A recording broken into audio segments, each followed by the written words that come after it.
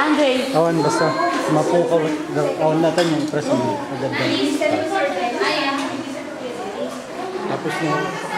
Buwan ng hard. Ang ganang flash.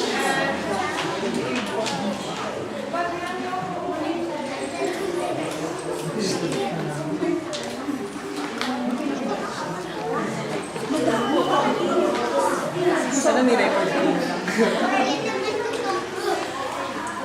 Kinakabahan. Kasi nandiyan ka sa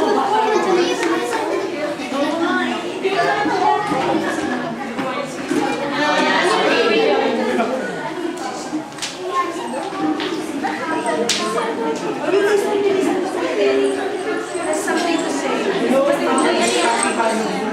So, dito yung first na station natin. Siya si Sarah Pim. So, dahil mag-isa siya, tawag sa kanya Sarah.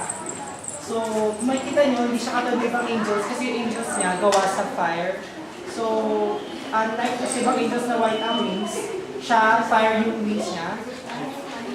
So, kaya ganito yung pakpak niya. So, nag-glow. Tapos, pansin nyo, hindi siya typical na angel na dalawa lang yung wings niya. So, 6 ang wings ng Seraphim.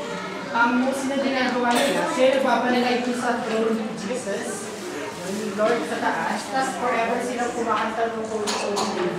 So, sila yung lagi nag-praise kay God. So, sila yung mga Seraphim. Sila rin yung pinakamataas sa mga angels. So, sila yung, di ba sa mga boss, sila yung pinakamatayang trabaho sa mga angels kasi sila yung tagabantay sa throne. Okay, so kung mag-isa, Sarah, pag marami sila, Seraphim. So, kumakanta sila lagi. So, sila yung ng mga choirs ng angels. Kaya Sarah ang tawag sa kanila, kasi ang ibig sabihin ng Sarah is the burning one. So, talaga nag-aapoy sila. So, may questions kayo? Do you have questions, staff? Natuwa lang.